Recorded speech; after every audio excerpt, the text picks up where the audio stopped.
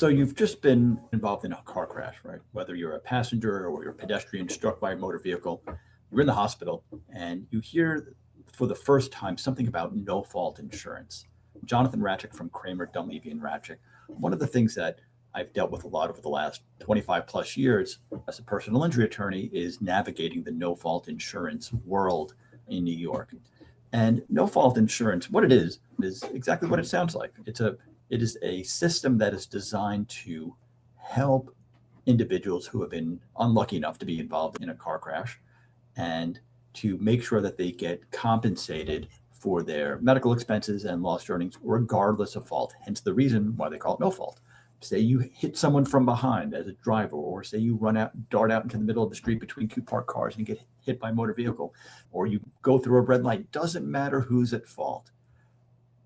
Under the no fault system, your medical expenses and your lost earnings will get paid up to a certain amount, regardless of fault. In order to avail oneself of this system, you have to file what's known as an application for no fault insurance benefits within 30 days of the incident. Okay, within 30 days after the incident takes place, either you have to file, if you're a driver, you have to file a no fault application with your own insurance company, or if you're a passenger of the insurance company of the host vehicle, or if you're a pedestrian, which is very common here in New York City, you have to file an application with the insurance company of the vehicle that hit you within those 30 days. And then once that happens, your medical bills should be paid through the no fault system, provided, of course, that the doctors submit their bills in a timely manner, et cetera, provided that your employer verifies your time out of work and corroborates your claim for lost income. But if all that's done, then this no fault system, the insurance company should take care of that economic loss. All right. And the idea behind the no fault system is to cut down on the number of lawsuits that are ultimately filed in New York State. I think that the court system is backlogged as it is, and a lot of that backlog is arguably due to just the sheer volume of motor vehicle cases that are brought in it.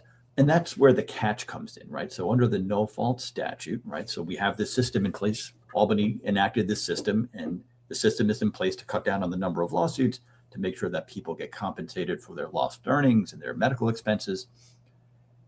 But what that doesn't compensate you for is your pain and suffering. The no fault system does not compensate you for the effect that your injuries have on your enjoyment of life. In order to recover damages for pain and suffering, what's referred to as non-basic economic loss, you have to sustain what's known as a serious injury within the meaning of the law. And as I always tell existing or even prospective clients, the law has various definitions of what a serious injury is. You can look it up for yourself. It's under New York Insurance Law, Section 5102D. And some of the definitions are straightforward. Some are not so straightforward. So some of the straightforward definition of what a serious injury is, it can mean a personal injury that results in death, dismemberment, you lose an arm or a leg, a significant disfigurement, if you have a scar across your face or somewhere else that reasonable people would find disfiguring or upsetting. If you sustain a fracture, if you break a bone, that's a serious injury within the meaning of the law. It can even be a bone in your pinky finger, still a serious injury. And then you start getting into kind of what I refer to as the gray area. And that's where all the litigation is over. It's not when the serious injury is very straightforward, that's one thing. But when it's not one of those clear definitions, when it doesn't fall within that clear definition of what a serious injury is, that's where a lot of the litigation is over.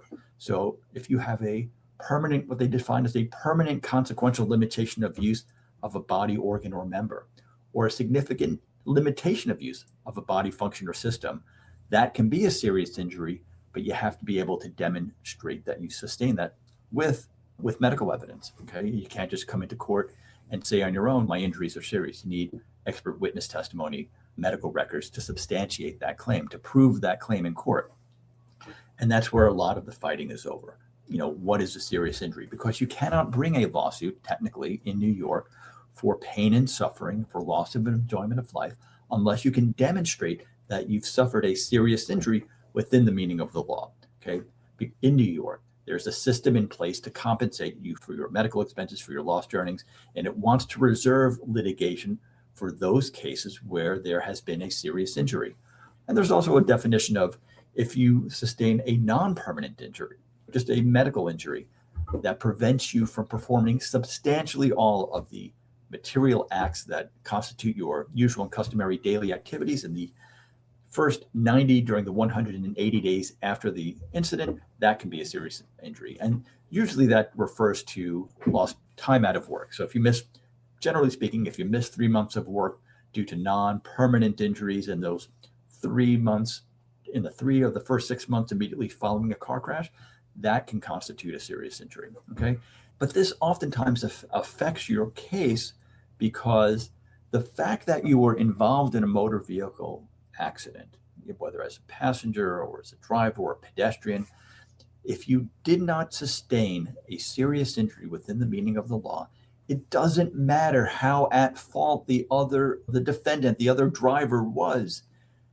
It doesn't necessarily entitle you to any damages. And oftentimes people have a hard time understanding this, wrapping their head around this, which is there's the sense of outrage that you've been wrong, that someone hit you with a car. But if your injuries aren't serious, you don't get to recover damages for your pain and suffering or your loss of enjoyment of life. Your damages, if you can't meet that threshold, is limited to basic economic loss. It's limited to whatever you can recover in the no-fault system, whether it's for your medical expenses or for your lost earnings. That's what the system is designed to make you whole, okay, and to reserve the litigation for the more serious cases, okay? And which is why it's really important, if you've been involved in a motor vehicle crash, it's important to speak to an attorney sooner rather than later. One, because there are strict deadlines by which you need to file an application for no-fault insurance benefits. It's 30 days after the incident takes place. If you don't file an application within 30 days, you run the risk that the insurance company is going to deny your request for no-fault insurance benefits, and you will either get stuck with the bills yourself, or you'll have to put them through your own private insurance. And the downside to doing that in the context of a lawsuit is that if your insurance company is a self-funded ERISA plan, and I don't want to go into what that is, but many insurance companies have a subrogation provision in their policy language or in their policy with you. It's buried in the policy somewhere, which means that if they pay on account of someone else's negligence, or if they pay your medical bills and that's because you were involved in a crash, then they may assert a lien against any recovery that you have in the lawsuit. Okay, so you have a lawsuit, you get a recovery, then you find out all of a sudden that you actually have to pay back your insurance company from the settlement, out of the settlement proceeds, because that's what you agree to. And again, oftentimes, just to backtrack for a second, the litigation, a lot of the fighting that happens in the context of a lawsuit is whether or not your injuries are serious within the meaning of the law. Okay. So again, regardless of fault, let's assume the other driver's 100% at fault. I'll give you a perfect example. They didn't yield the right of way. You're crossing the street within the crosswalk. Taxi driver makes a left turn, hits you. Even though you had the right of way, you have the signal in your favor. They pay for your medical bills. They pay for your lost earnings. Case is put in suit anyway. What oftentimes happens in these types of cases, if your case doesn't clearly fall within a serious injury, you'll likely be faced with a motion for summary judgment to dismiss your case on the grounds that you did not sustain a serious injury within the meaning of the law. So during the course of discovery, the insurance company is going to have you examined by one or more physicians, okay, and oftentimes an orthopedist, oftentimes or a neurologist, and these doctors will inevitably say that you are not hurt. Okay, either your injuries have resolved completely, either they're not serious, they're not related. If you have injuries, they're not related to the trauma, they're degenerative or pre-existing, or even if you had injuries that were documented, they have now completely resolved, your injuries aren't serious, and that will be the basis to have your case dismissed so that you don't get any recovery for pain and suffering. And again, all the more reason why it's important to speak to an experienced personal injury attorney after you've been involved with a motor vehicle crash, so that it's important to be able to document your injuries early on, so that if you are faced with the inevitable motion for summary judgment or to dismiss your case, that you can rebut that showing with competent medical evidence. So if you want to find out more about this topic, it is a voluminous topic about which one can talk for a long time. You can call my office at 212-226-6662, or visit us on the web at www.kdrpilawyers.com. Again, Jonathan Ratchik from Kramer, Dunleavy Ratchik. Experience you expect, commitment you deserve.